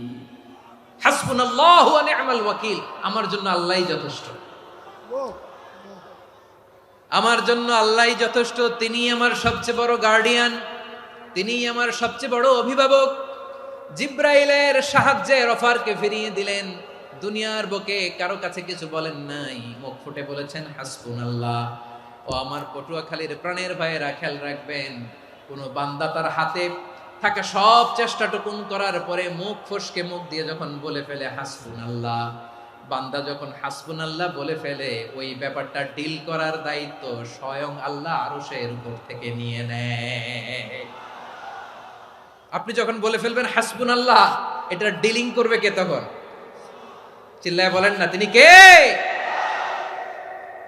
বান্দা তার সাধ্যের সবটুকু চেষ্টার পরে নতজানু হয়ে যখন বলবে হাসবুনাল্লাহ, আল্লাহ তুমি আমার জন্য যথেষ্ট, নি'মাল ওয়াকিল, তুমি আমার শ্রেষ্ঠ অভিভাবক, তখন তার কি দরকার না দরকার এটা ডিল করে স্বয়ং আল্লাহ। নিক্ষেপ করা হলো সাইয়েদনা ইব্রাহিমকে অগ্নিকুণ্ডলিতে। হাজার হাজার মানুষের দৃশ্য দেখার জন্য জড়ো হয়েছে এরকম বিশাল ময়দানে। কিন্তু কি অবাক করা ঘটনা, সবাই ভয় পাচ্ছিল, না জানে কি হয়ে যায়। আল্লাহর খলিলকে যখন আগুনের কুণ্ডলিতে নিক্ষেপ করা হয়, আল্লাহর খলিল ইব্রাহিম আগুনের কুণ্ডলীর মধ্যে বসে বসে মানুষগুলোর দিকে তাকিয়ে হাসতে শুরু করে দেয়। কারণ আকাশ থেকে রব্বুল আলামিন স্পেশাল ভার্ডিক্ট নাজিল করেছেন, স্পেশাল হুকুম জারি করেছেন, কুলনা ইয়া নারু কুনি বারদান ওয়া সালামান আলা ইব্রাহিম। ও আগুন খবরদার, সৃষ্টি শুরু থেকে তোকে একটা ধর্ম আমি বাতলে দিয়েছিলাম, তোর ধর্ম আগুনের ধর্ম হলো যা পাবে জ্বালিয়ে সারখার করবে। আল্লাহ বলল, আগুন তোর ধর্ম দিয়েছিলাম, তুই সব জ্বালিয়ে পুড়িয়ে সারখার করে দিবি, কিন্তু ক্ষণিকের জন্য আমি তোর জ্বালিয়ে দেওয়ার ক্ষমতাটাকে কেড়ে নিলাম, জ্বালিয়ে ভস্ম করে দেওয়ার ক্ষমতা আমি কেড়ে নিলাম। কুনি বারদান, ঠান্ডা হয়ে যা, কিন্তু এত বেশি ঠান্ডা হবি না আবার আমার ইব্রাহিমের জন্য সর্দি লেগে না যায়। সুবহানাল্লাহ, এত আসতে বললে হবে? কুনি বারদান, বার্দ মানে বরফ, ঠান্ডা, ঠান্ডা হ, কিন্তু এত ঠান্ডা হবি না যাতে আমার ইব্রাহিমের কষ্ট হয়। আগুন বলে, আল্লাহ একবার বললাম ঠান্ডা হ, আবার বলো এত ঠান্ডা হবি না যাতে খলিলের সর্দি না লাগে। কেমন ঠান্ডা হব, কেমন এনভায়রনমেন্ট তৈরি করে দেব বলো? আল্লাহ বললেন, সালামান আলা ইব্রাহিম, আমার খলিল, আমার কলিজা, আমার ইব্রাহিমের জন্য তুই জান্নাতের গুল বাগিচা হয়ে যা। ও ভাই, নবী মুসার মতো ঈমান হলে রাস্তা হবে সাগর জলে, নবী ইউসুফের মতো ঈমান হলে একে একে দরজা খোলে। নবী ইব্রাহিমের মতো ঈমান যদি আজও থাকে বিদ্যমান, অগ্নিকুণ্ডে দেখতে পাবে খুবসুরত এক ফুল বাগান। কুলনা ইয়া নারু কুনি বারদান ওয়া সালামান আলা ইব্রাহিম। বান্দা যখন মুখ দিয়ে বলে হাসবুনাল্লাহ, আমার আল্লাহ আমার জন্য যথেষ্ট, এই বলে যখন নিজেকে সঁপে দেয়, তার কি লাগবে ওই দায়িত্ব স্বয়ং নিয়ে নেয় কে? সবাই বলেন, স্বয়ং নিয়ে নেয় কে? তাহলে আমার প্রিয় ভাইরা, বিপদের শুরুতেই আমরা বলবো ইন্না লিল্লাহ। শুরুতে কি বলবো? এরপরে যেই বাক্যটা পড়ে নিজের পরিস্থিতিকে আল্লাহর দরবারে সঁপে দিব, সেটা হচ্ছে হাসবুনাল্লাহ। সেটা কি? বিষ্ণু বলেন, লা ইয়াজালু লিসানুকা রাতাবান মিন যিকরিল্লাহ, সব সময় আল্লাহর স্মরণ দিয়ে, জিকির দিয়ে জিহ্বাটারে সিক্ত রাখো। আর শয়তানু জাসিমুন আলা কলবি ইবনে আদম, শয়তান বনি আদমের কলবে খামচি মেরে বসে থাকে। ফাইদা যাকারাল্লাহ খালাসা, মানুষ যখন আল্লাহর স্মরণ করে জিকির করে, শয়তান দৌড়ে পালায়। ওয়া ইদা গাফালা ওয়াসওয়াসা, যখনই বনি আদম গাফেল হয়, তখনই শয়তান তার হৃদয়ে ওয়াসওয়াসা দেয়। এজন্য বিপদে পড়লে ইন্না লিল্লাহ, নিজের সব টুকুন করার পরে, নিজের রোল প্লে করার পরে নিজেকে আমরা কি বলে সঁপে দিব? সবাই বলেন, সবাই বলতে হবে। আরো জোরে বলে, মনে থাকবে? বিপদে পড়লে প্রথমে ইন্না লিল্লাহ, এরপরে নিজেকে যখন সঁপে দিব তখন হাসবুনাল্লাহ। এরপরে কঠিন বিপদে যখন বিশ্বনবী পড়তেন তখন কি করতেন? এমন বিপদ মাঝে মাঝে হয় না, দেয়ালে পিঠ থেকে যায়, চোখে মুখে অন্ধকার, কি করব দিশা খুঁজে পাই না, এরকম হয় কখনো? হ্যাঁ, আপনাদের হয়? হয় না? কিন্তু জান্নাতে আছেন আপনারা। হয় হয় এরকম হয়েছে না যে দেয়ালে পিঠ থেকে গেছে, চোখে মুখে অন্ধকার, কই যাব, কি করব, বাঁচানোর কেউ না, এরকম হয়েছে কখনো আপনাদের? যদি হয় তাইলে এটার সলিউশন বলবো, না হইলে তো এগুলো বলে লাভ নাই। হয় হয় হয় বিশ্বনবী এরকম কঠিন বিপদে পড়েছেন জীবনের কিছু কিছু মুহূর্তে। ওই মুহূর্তে বিশ্বনবী স্পেশাল দুইটা দোয়া পড়তেন, এই দোয়াগুলো আপনাদেরকে জানিয়ে দেয়। বিশ্বনবী বলেন, কঠিনতম বিপদে যখন পড়বা, দেয়ালে পিঠ থেকে যায়, চোখে মুখে অন্ধকার, বাঁচার কোনো উপায় নাই, তখন পড়বা লা ইলাহা ইল্লা আনতা সুবহানাকা ইন্নী কুনতু মিনাজ জালিমিন। আল্লাহ, তুমি ছাড়া কোনো ইলাহ নাই, তুমি পবিত্র, নিশ্চয় আমি জালিমদের অন্তর্ভুক্ত। সুবহানাল্লাহ বলেন। এই দোয়া সাইয়েদনা ইউনূস আলাইহিস সালাম পড়েছিলেন যখন মাছের পেটে ছিলেন। কিসের পেটে? এবং অনেক মুফাসসিরিন একরাম বলেছেন, অনেক আহলুল ইলমরা বলেছেন, এটা হচ্ছে ইসমে আজম। ইসমে আজম এমন দোয়া যেটা দিয়ে দোয়া করলে আল্লাহ দোয়া কবুল করে, কিন্তু এটা কোনটা, এটা নিয়ে ইখতিলাফ আছে। কোন কোন আহলুল ইলম বলেন এই লা ইলাহা ইল্লা আনতা সুবহানাকা ইন্নী কুনতু মিনাজ জালিমিন, এটা হচ্ছে ইসমে আজম। সাইয়েদনা ইউনূস আলাইহিস সালাম পড়েছেন, আপনারা পড়েননি? তুফান হইলে পড়েন না? আমাদের এলাকায় তো এটা খুব, এটার উপর ব্যাপক আমল আছে। পটুয়াখালীতে কি অবস্থা বলেন? পড়েন পড়েন পড়েন পড়েন। একটা গল্প শুনেছিলাম, পাক হানাদার বাহিনী যখন বাংলাদেশে অ্যাটাক করত, 71 সালের ঘটনা বলতেছি, আমরা তো দেখি নাই, শুনছি আর কি। 71 যদি দেখতাম এতদিনে রাজাকার হয়ে যেতাম। আল্লাহ আমাদেরকে বাঁচাই দিছে, আল্লাহর মেহেরবানি, ঠিক কিনা বলেন? মন মতো হইলে মুক্তিযোদ্ধা, মন মতো না হইলে রাজাকার। কত কিছু দেখলাম এই শাহবাগের বুকে। আল্লাহ, 71 সালে দেখি নাই, আমরা শুনেছি পাক হানাদার বাহিনী জিজ্ঞেস করত মুসলিম না অমুসলিম চেক করার জন্য, বলতো কালেমা বল, কালেমা বাতাও। তো যারা কালেমা বলতে পারতো পাকিস্তানি বাহিনী নাকি ওদেরকে ছেড়ে দিত, শুনেছি। তো একজনকে, এক বাঙালিরে পেয়ে তার মাথার মধ্যে বন্দুকের নল ধরে বলতেছে কালেমা বল সালে, কালেমা বাতা, কালেমা বল। তো ভয়ের চোটে এই দোয়া পড়া শুরু করছে। ও পড়তেছে লা ইলাহা ইল্লা আনতা সুবহানাকা ইন্নী কুনতু মিনাজ জালিমিন। পাকিস্তানি বলে সালে ইয়ে তো মুসিবত কা কালেমা है। বাঙালি কয় হাম তো ভি মুসিবত মে হ্যায়। পাকিস্তানি বলে বেটা কোন দোয়া বললি, এটা তো মুসিবতের কালেমা। কয় আমিও তো মুসিবতে আছি, আমার মাথার মধ্যে বন্দুক ধরে তুমি আমারে কালেমা জিজ্ঞেস করো, এখন কোনটা কালিমা আর কোনটা কি দোয়া, আমার হুশ আছে নাকি? প্রিয় ভাইরা, আসলে এটা দোয়াউল মুসিবা, বিপদে পড়লে এ দোয়া পড়তে হয়। লা ইলাহা ইল্লা আনতা সুবহানাকা ইন্নী কুনতু মিনাজ জালিমিন। এটা পড়বেন আপনারা। এই দোয়া পড়ে সাইয়েদনা ইউনূস আলাইহিস সালাম মাছের পেট থেকে রক্ষা পেয়েছিলেন। রক্ষা করেছিল কে?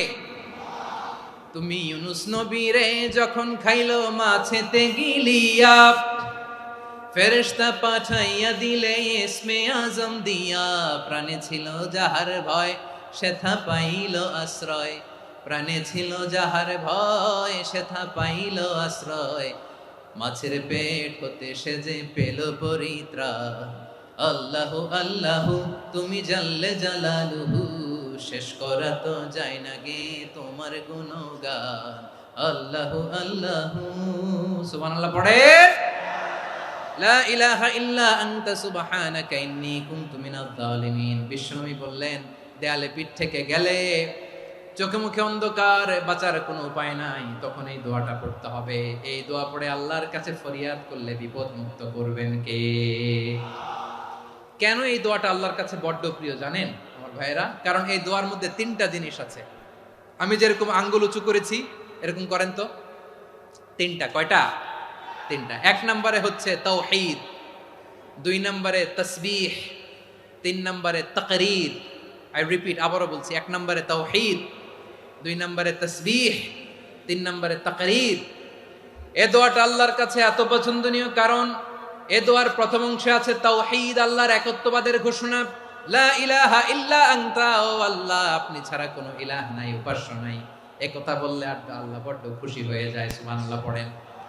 এ দোয়ার দ্বিতীয় অংশে আছে তাসবিহ, মানে আল্লাহর প্রশংসা, প্রশংসা সূচক বাণী।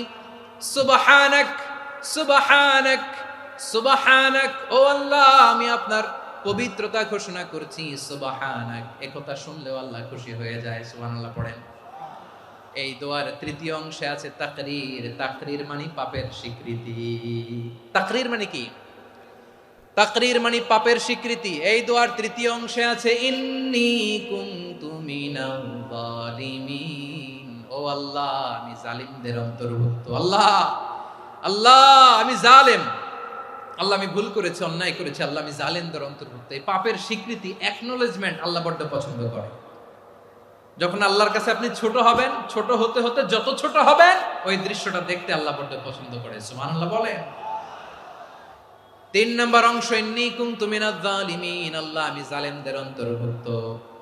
সাইয়েদনা আদম আলাইহিস সালাম ভুল করে যখন নিষিদ্ধ গাছের ফুল খেয়ে ফেললেন, ফল খেয়ে ফেললেন, আল্লাহ বললেন আদম ক্ষমা পেতে চাইলে তুমি আর হাওয়া মিলে স্বীকৃতি দাও, পাপের স্বীকৃতি। আর পড়ো রব্বানা যালামনা আনফুসানা ওয়া ইল্লাম তাগফির লানা ওয়া তারহামনা লানাকুনান্না মিনাল খাসিরিন।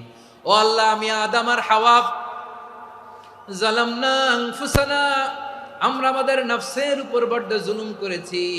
আল্লাহ ওয়া ইল্লাম তাগফির লানা ওয়া তারহামনা, আপনি যদি ক্ষমা না করেন, আপনি যদি দয়া পরবশ না হন, আপনি যদি রহম না করেন, আমরা তো ক্ষতিগ্রস্তদের মধ্যে শামিল হয়ে যাব। এই দোয়া করার সাথে সাথে সাইয়েদনা আদম আর হাওয়া আলাইহিস সালামকে ক্ষমা করে দিলেন কে? তাহলে এই দোয়ার 3 নম্বর অংশ তাকরীর, এটা আল্লাহ বড় পছন্দ করে। আমার কলিজার টুকরা ভাইয়েরা, গুনাহ করে শিকার যেতে হবে, এটা আল্লাহ ভালোবাসেন। সাইয়েদনা আবু বকর রাদিয়াল্লাহু তাআলা আনহু বিষ্ণু ইসা ইসলামকে বললেন, ইয়া রাসূলুল্লাহ আল্লিমনি দুআআন আদউ বিহি ফি সলাতি, নবী হে আপনি আমার এমন একটা স্পেশাল দোয়া শিখায়া দেন যে দোয়াটা আমি নামাজে পড়ব। নবী বললেন, তাহলে তুমি পড়ো, আল্লাহুম্মা ইন্নী যালামতু নাফসি যুলমান কাসীরান ওয়া লা ইয়াগফিরুয যুনুবা ইল্লা আনতা ফাগফিরলি মাগফিরাতাম মিন ইনদিকা ওয়ারহামনি ইন্নাকা আনতাল গফুরুর রহিম। সুবহানাল্লাহ। সালাম ফিরানোর আগে পড়েন, কথা কয় না, পড়েন পড়েন।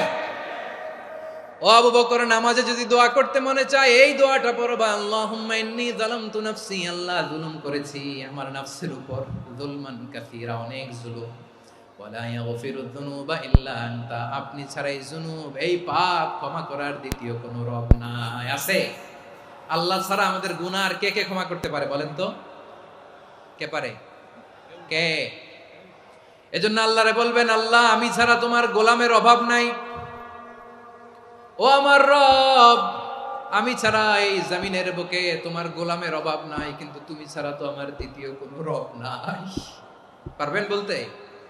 পারবেন? চোখের পানি ছেড়ে আল্লাহরে বলবেন, আল্লাহ তুমি আমার রব, তুমি আমার সব। কি বলবেন? আল্লাহ আমারে রব। সবাই বলুন, আল্লাহ আমারে রব, দমে দমে তনু মনে তারি অনুভব, আল্লাহ আমারে রব। আল্লাহরে বলেন, আল্লাহ তুমি আমার রব, তুমি আমার সব। আল্লাহ আমি ছাড়া এই জমিনে তোমার গোলামের অভাব নাই, তুমি ছাড়া আমার দ্বিতীয় কোনো রব নাই। এ কথা বলে চোখের পানি ছেড়ে আল্লাহরে স্বীকৃতি দেন, আল্লাহ আমি পাপী, আল্লাহ জামিনে আমার চেয়ে বড় পাপী আর কেউ নাই। অজু করে সিজদায় লুটিয়ে পড়ে চোখের পানি ছেড়ে আল্লাহরে পাপের স্বীকৃতি দেন, আল্লাহ এমন কোন জুলুম নাই, গুনাহ নাই আমি করি নাই, সগীরা কবিরা, জেনে না জেনে, ইচ্ছায় অনিচ্ছায়, শিরকি বেদাতি সব গুনাহ করেছি। আল্লাহ আকাশের নিচে জমিনের উপরে আমার চেয়ে বড় গুনাহগার আর কেউ নাই। চোখের পানি ছেড়ে আল্লাহরে বলেন, আল্লাহ আমি ছাড়া তোমার গোলামের অভাব নাই, তুমি ছাড়া আমার দ্বিতীয় কোনো রব নাই, তুমি ছাড়া তো কেউ আমার গুনাহ ক্ষমা করার নাই, তুমি আমার রব, তুমি আমার সব। বলতে পারবেন? এই তাকরীর আমার পটুয়াখালীর ভাইয়া, এই স্বীকৃতিটা দেখতে আল্লাহ বড্ড ভালোবাসেন, কারণ আমরা সবাই গুনাহগার, আমরা সবাই কি? বিশ্বনবী বলেন, কুল্লুকুম খাত্তাউন, আ বনি আদম তোমরা সবাই পাপী। সবাই কি? সবাই পাপী। আমরা সবাই পাপী, আপন পাপের বাটখারা দিয়ে অন্যের পাপ মাপি। আমরা যে পাপী এটা ভাবতে মনে চায় না কারো, খালি অন্যের পাপ দেখি আমরা, এটা ভুল। ওর এই পাপ, ও পাপী, ও জালেম, ও জাহান্নামী, এরকম একটা টেন্ডেন্সি। আমার যে কি হালাত এটার খেয়াল নাই। খেয়াল করতে হবে যে আমি সবচেয়ে বড় পাপী, ঠিক কিনা বলেন? পাপ করি নাই এমন কেউ আছি? হ্যাঁ আছি, আছি। কেউ না জানলেও জানে কে আমার পাপের ঘটনা? পৃথিবী না জানুক আমি তো জানি, আমি কি পাপ করেছি হায়।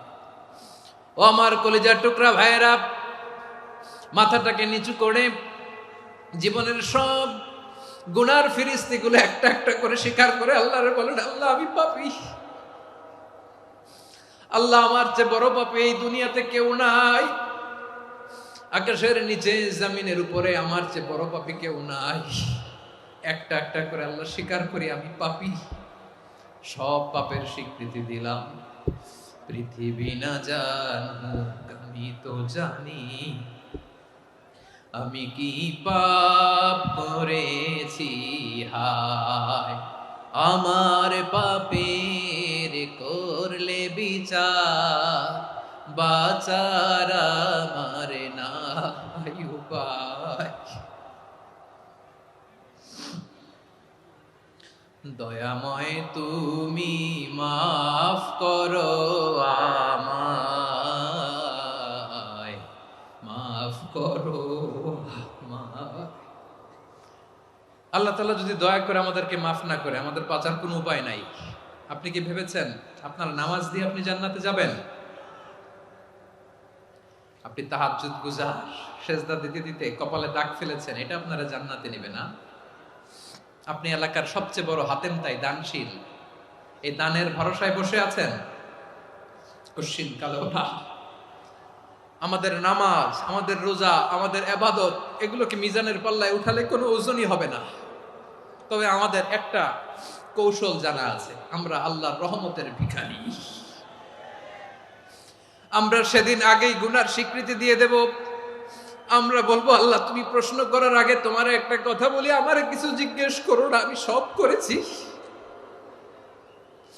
এমন কোন পাপ নাই যে পাপ আমারে দিয়ে হয় নাই। তোমার রহমত দিয়ে তুমি জান্নাতে পাঠাবা, তোমার দয়ায় জান্নাতে যেতে চাই, আমল দিয়ে না। পারবেন বলতে? কিয়ামতের দিন আমরা বলবো, আল্লাহ আমার আমল দিয়ে জান্নাত চাই না, আমি তোমার দয়া দিয়ে জান্নাত চাই। তোমার দয়া ছাড়া আমার কোনো উপায় নাই। কারণ আল্লাহ যদি বিচার করে, বাঁচার কারো উপায় নাই। আল্লাহ যদি বলে ফেলেন তুই এটা করলি কেন, ওখানে গেলি কেন, কোরআনে 1000 বার নিষেধ করলাম তারপরেও এই পাপে জড়ালি কেন, এরকম প্রশ্ন ছুড়ে দিলে আমার উত্তর আছে? বাঁচার কোনো উপায় আছে? রোজ হাসরে হে আল্লাহ আমার করোনা বিচার, আল্লাহ করোনা বিচার। বিচার চাহি না তব দয়া চাই, এ গুনাহগার, আল্লাহ করোনা বিচার। আপনার আমল দিয়ে জান্নাতে যাবেন? কি দিয়ে যাবেন? আল্লাহর দয়া দিয়ে। আল্লাহর রহম আর দয়া ছাড়া কেউ জান্নাতের চেহারাও দেখতে পাবে না। আমার প্রিয় ভাইরা, এই দোয়া আল্লাহর কাছে পছন্দনীয় হওয়ার কারণ 3টা। দোয়ার প্রথম অংশে আছে তাওহীদ, আল্লাহর একত্ববাদের ঘোষণা। এই দোয়ার দ্বিতীয় অংশ আছে তাসবিহ, আল্লাহর প্রশংসা সূচক বাণী। এই দোয়ার 3 নাম্বার অংশ পাপের স্বীকৃতি। তাহলে আমরা সবাই গুনাহগার। আমরা আল্লাহর কাছে পাপের স্বীকৃতি দিয়ে বলবো, ও আল্লাহ ইন্নী কুনতু মিনাজ জালিমিন, আমরা জুলুম করেছি, পাপ করেছি, অন্যায় করেছি, আল্লাহ বুঝতে পারি নাই। শয়তানের ওয়াসওয়াসায় পড়ে, বন্ধুর পাল্লায় পড়ে, নফসের খায়েশ মিটাতে যে আল্লাহ করে ফেলেছি। তুমি গুনাহ না মাফ না করলে আমাদের গুনাহ মাফ করার দ্বিতীয় কেউ নাই। ঠিক কিনা বলেন? এভাবে অনুতপ্ত হয়ে যদি আল্লাহর কাছে দোয়া করেন, দেয়ালে পিঠ থেকে গেছে, কোনো রাস্তা নাই বের হওয়ার, ওই মুহূর্তেও আপনাকে বিপদ থেকে উদ্ধার করবে কে? বিশ্বনবী চরম বিপদে পড়লে 2টা দোয়া পড়তেন। প্রথম হলো এটা, লা ইলাহা ইল্লা আনতা সুবহানাকা ইন্নী কুনতু মিনাল জালিমিন। এই দোয়াটা আমরা বেশি বেশি পড়ব প্রিয় ভাইরা। রাজি আছেন? সবাই আওয়াজ করে পড়ুন ইনশাআল্লাহ। আমার প্রিয় ভাইয়েরা, বিপদে পড়লে বিশ্বনবী আরো একটা দোয়া পড়তেন, লা ইলাহা ইল্লাল্লাহুল আযীমুল হালিম, লা ইলাহা ইল্লাল্লাহু রাব্বুল আরশিল আযীম, লা ইলাহা ইল্লাল্লাহু রাব্বুস সামাওয়াতি ওয়াল আরদি ওয়া রাব্বুল আরশিল কারীম। এই যে বললাম, রেকর্ড হয়ে গেছে। এখন তো আর ইনস্ট্যান্ট মুখস্থ না হলো, পরে মুখস্থ করে নেবেন। আল্লাহ ছাড়া কোনো উপাস্য নাই, তিনি সুমহান, মহা সহিষ্ণু। আল্লাহ ছাড়া কোনো উপাস্য নাই, তিনি সুমহান, আরশের অধিপতি। আল্লাহ ছাড়া কোনো উপাস্য নাই, তিনি আকাশের মালিক, জমিনের মালিক, তিনি সুবিশাল, আরশের অধিপতি। সুবহানাল্লাহ পড়েন। এই দোয়াটা কেউ যদি পড়ে যদি এর ওসিলা করে দোয়া করে, তাকে বিপদ থেকে মুক্তি দেয় কে? মনে থাকবে আপনাদের? তাহলে বিপদের প্রথম ধাক্কায় কি যেন পড়তে হয়? ইন্না লিল্লাহ। তারপরে কি বলে আল্লাহর কাছে নিজেকে সঁপে দিতে হয়? দেয়ালে পিঠ থেকে গেলে লা ইলাহা ইল্লা আনতা সুবহানাকা ইন্নী কুনতু মিনাজ জালিমিন। 2 নম্বর হচ্ছে লা ইলাহা ইল্লাল্লাহুল আযীমুল হালিম, লা ইলাহা ইল্লাল্লাহু রাব্বুল আরশিল আযীম, লা ইলাহা ইল্লাল্লাহু রাব্বুস সামাওয়াতি ওয়াল আরদি ওয়া রাব্বুল আরশিল কারীম। মনে থাকবে? ইনশাআল্লাহ বলেন সবাই, আওয়াজ করে সবাই ইনশাআল্লাহ। অনেক সময় এমন হয়, হঠাৎ বিপদের সম্মুখীন হই আমরা, রেডি হয়ে বের হইছে অফিসে, হঠাৎ অ্যাক্সিডেন্টে পড়ে যাই, হঠাৎ পেটের ব্যথায় অজ্ঞান, এরকম হয় না? আপনাদের হয় না? বিষ্ণু ইসলাম বলেন আকস্মিক দুর্ঘটনার বিপদ থেকে যদি কেউ বাঁচতে চায় সকাল সন্ধ্যা যেন প্রত্যেকে এই দোয়াটা পড়ে। সকালে যদি 3 বার পড়ে সন্ধ্যা পর্যন্ত হঠাৎ হঠাৎ বিপদ থেকে সে রক্ষা পাবে। To be protected from sudden calamity, sudden disaster, sudden calamity, হঠাৎ বিপদ, হঠাৎ ভয়ঙ্কর কোন আকস্মিক বিপদ থেকে আল্লাহ বাঁচায় দিবে। সকালে পড়লে সন্ধ্যা পর্যন্ত প্রোটেক্টেড, সন্ধ্যাবেলায় যদি 3 বার পরে সকাল পর্যন্ত প্রোটেক্টেড। সুবহানাল্লাহ পড়েন। দোয়াটা কি? দোয়াটা হচ্ছে বিসমিল্লাহিল্লাযী লা ইয়াদুররু মা ইসমিহি শাইউন ফিল আরদি ওয়ালা ফিস সামাই ওয়া হুয়াস সামিউল আলিম। ছোট না? অনেক ছোট, মুখস্থ করবেন। বিসমিল্লাহিল্লাযী লা ইয়াদুররু মা ইসমিহি শাইউন ফিল আরদি ওয়ালা ফিস সামা। ওই আল্লাহর নাম নিচ্ছি যে আল্লাহর নামের বরকতে আকাশ জমিনের কোনো কিছু কারো কোনো ক্ষতি সাধন করতে পারে না। তিনি সর্বশ্রোতা, সর্বজ্ঞ। সুবহানাল্লাহ পড়েন। পড়বেন এই দোয়াটা, বিসমিল্লাহিল্লাযী লা ইয়াদুররু মা ইসমিহি শাইউন ফিল আরদি ওয়ালা ফিস সামাই ওয়া হুয়াস সামিউল আলিম। ফজরের পরে 3 বার, মাগরিবের পরে 3 বার যদি কেউ পড়ে প্রোটেক্টেড, যে কোনো হঠাৎ বিপদ থেকে প্রোটেক্টেড। প্রোটেক্ট করেন কে? ওই আল্লাহর নাম নিচ্ছি যে আল্লাহর নামের ওসিলায় আকাশ জমিনের কোনো কিছু কোনো ক্ষতি করতে পারে না। সুবহানাল্লাহ পড়েন। আচ্ছা, এবার আমাদের জীবনে দুশ্চিন্তা আছে না নাই বলেন? Tension, hyper tension, anxiety, depression, চিন্তা টেনশন নাই এরকম কে কে আছে দেখি? হাত তোলেন। ওই যে হাত তুলছে এক আল্লাহর ওলি, ওই যে। টেনশন নাই তোমার? মাশাআল্লাহ। ও না বুঝে তুলছে, জোকের চোটে, জোশের ঠেলায় ধাক্কায় তুলে ফেলছে। সবার জীবনে টেনশন আছে না নাই? এই দুশ্চিন্তা, পেরেশানি, মারাত্মক পেরেশানি থেকে মুক্তি পাওয়ার জন্য বিষ্ণু ইসলাম 2টো দোয়া পড়তেন। কয়টা? অনেকগুলো পড়তেন। স্পেশাল 2টো দোয়া আজকে আপনাদের শিখায় যাব, শুনবেন না? কষ্ট হচ্ছে? সংক্ষিপ্ত মুনাজাত দিয়ে দেই। ওরে আল্লাহ, আমি তো 9:30 ক্রস করে ফেলছি মাসুদ ভাই, খেয়াল করে নেই। আরো কয়েক মিনিট? ঠিক আছে, ঠিক আছে। পেরেশানিতে পড়লে, টেনশনে পড়লে এই দোয়াটা, প্রিয় ভাইরা, বিষ্ণু ইসলাম যখন খুব বিপদে পড়তেন, দুশ্চিন্তা ওনাকে ঘিরে ধরতো, উনি পড়তেন ইয়া হাইয়ু ইয়া কাইয়ুম বিরহমাতিকা আস্তাগীথ, ইয়া হাইয়ু ইয়া কাইয়ুম বিরহমাতিকা আস্তাগীথ, ইয়া হাইয়ু ইয়া কাইয়ুম, হে শাশ্বত অবিনশ্বর, হে চিরঞ্জীব, বিরহমাতিকা আস্তাগীথ, তোমার রহমতের উসিলায় তোমার কাছে ফরিয়াদ করি। এটা পড়তেন। আবার আরেক বর্ণনা এসেছে ইয়া হাইয়ু ইয়া কাইয়ুম বিরহমাতিকা আস্তাগীথ আসলিহ লি শা'নি কুল্লাহু ওয়ালা তাকিলনি ইলা নাফসি তারফাতা আইন। আসলিহ লি শা'নি কুল্লাহ, আল্লাহ আমার সবকিছু আপনি সেটেল করে দেন। আমাদের সব ঝামেলা সেটেল করে দিতে পারে কে? আমরা তো সেটেলমেন্টের জন্য ওই এসপি সাহেবের কাছে যাই, ডিসি সাহেবের কাছে যাই, অমুক ভাইয়ের কাছে যাই, তমুক ভাইয়ের কাছে যাই। এই দোয়া পড়লে আরশের উপর থেকে আপনার ম্যাটার সেটেল করে দিবে কে? তাহলে পড়বেন ইয়া হাইয়ু, এ চিরঞ্জীব। হাইয়ু মানে চিরঞ্জীব, যিনি চিরকাল বেঁচে থাকবেন, মরবেন না। আল্লাহ মরবেন? তার কোনো লয় আছে? ক্ষয় আছে? সূরা রহমানে আল্লাহ বললেন কুল্লু মান আলাইহা ফানি ওয়া ইয়াবকা ওয়াজহু রাব্বিকা যুল জালালি ওয়াল ইকরাম ফাবিআইয়ি আলাই রাব্বিকুমা তুকাযিবান। জমিনে যা আছে সব ফান, ভ্যানিশ হয়ে যাবে, নিশ্চিহ্ন হয়ে যাবে, শেষ হয়ে যাবে, সব বিলুপ্ত হয়ে যাবে, একজন ছাড়া। জোরে বলেন তিনি কে?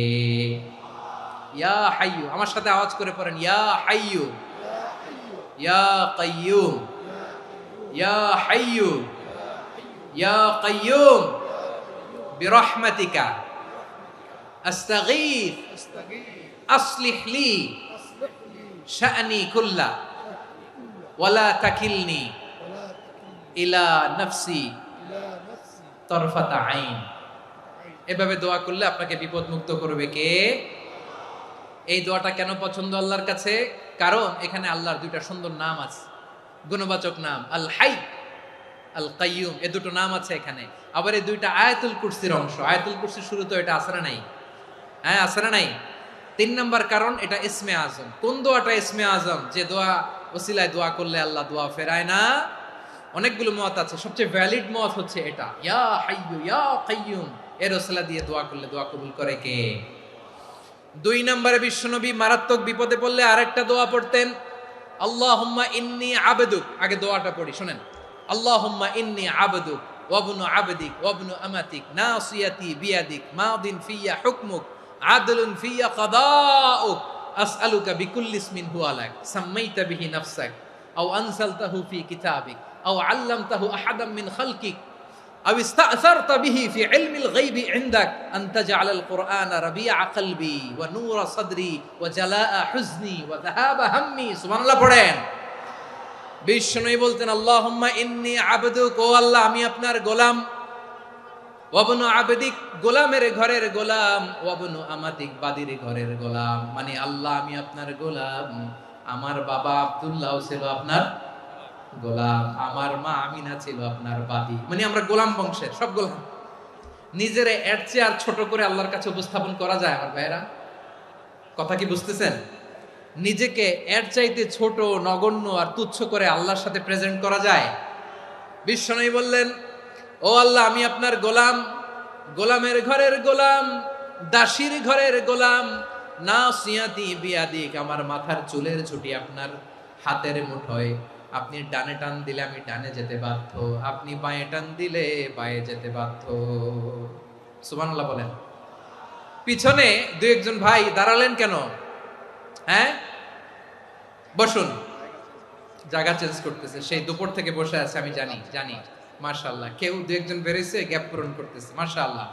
পড়েন সুবহানাল্লাহ আলহামদুলিল্লাহ লা ইলাহা ইল্লাল্লাহু মুহাম্মাদুর রাসূলুল্লাহ সাল্লাল্লাহু আলাইহি ওয়াসাল্লাম। বিশ্বনবী বললেন, আল্লাহ আমার মাথার চুলের ঝুঁটি আপনার হাতের মুঠোয়। আচ্ছা, এইভাবে কাকে ধরা হয়? যে খুব ছোট, ঠিক কি না? নিজেকে কত ছোট করলেন বিশ্বনবী। ও আল্লাহ আমার মাথার চুলের ঝুঁটি আপনার হাতের মুঠোয়, আপনি ডানে টানলে আমি ডানে যাব, বাঁয়ে টানলে বাঁয়ে যাব।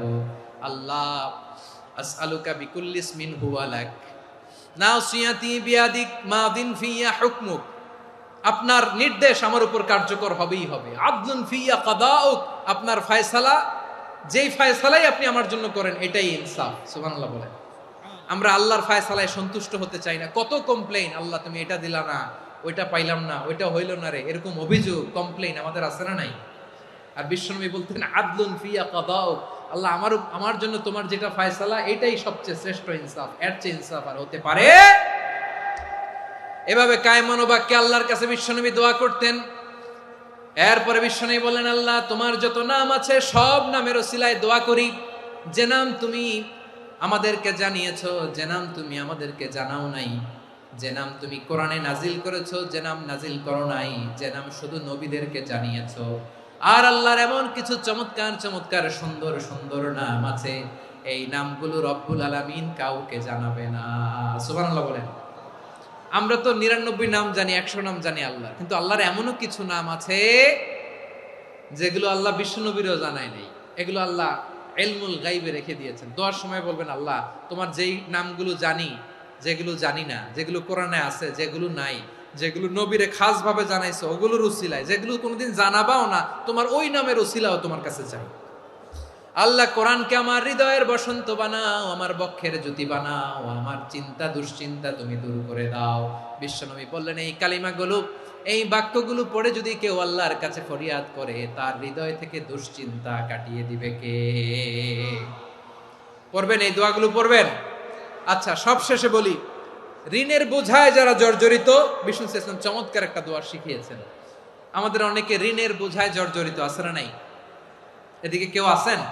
থাকলে হাত তোলার দরকার নেই, থাকলে এই দোয়াটা পড়বেন। এক সাহাবীর নাম আবু উমামা, নামাজের ওয়াক্ত ছাড়া উনি মসজিদে যেয়ে বসে আছে। বিশ্বনবী বললেন, কি রে আবু উমামা, নামাজের তো ওয়াক্ত হয় নাই, মসজিদে কি?